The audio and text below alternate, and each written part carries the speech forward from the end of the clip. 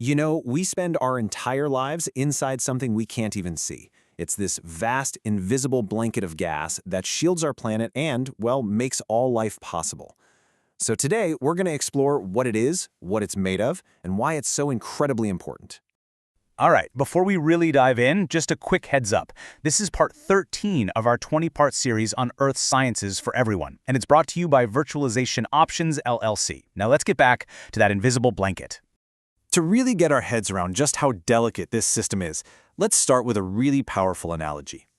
Imagine our entire planet shrunk down to the size of an apple, okay? The atmosphere, the very thing that keeps us all alive, would be no thicker than the apple's skin. I mean, just think about that. That's how thin and fragile this layer really is. So let's think about the atmosphere as our planet's invisible shield.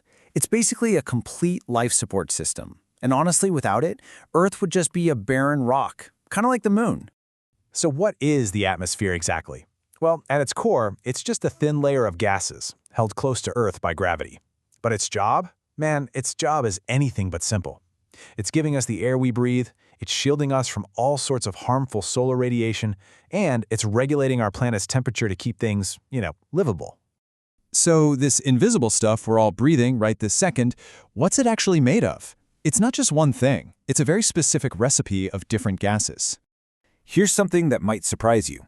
The air around us is mostly nitrogen, about 78% of it. The oxygen we actually need to survive, that's just 21%. And that tiny little 1% sliver left over, that's where everything else is, including a small but absolutely crucial amount of carbon dioxide. But, our atmosphere wasn't always this friendly. Billions of years ago, it was thick with carbon dioxide. And then, life itself stepped in. Tiny microorganisms started this process called photosynthesis, pulling all that CO2 out of the air and releasing oxygen. Over millions and millions of years, they completely re-engineered our planet's atmosphere into the one we breathe today. It's just an incredible feedback loop. The planet shaped life, and life, in turn, shaped the planet. Okay, now let's take a little journey, a trip upward, from the ground all the way to the edge of space. We're going to explore the different layers that make up this protective bubble around our world.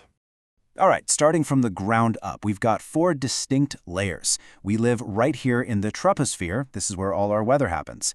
Go a little higher, you get to the stratosphere, which holds that vital ozone layer, our shield against UV rays.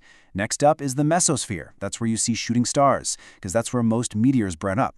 And finally, way, way up in the thermosphere, you'll find the International Space Station and those breathtaking auroras.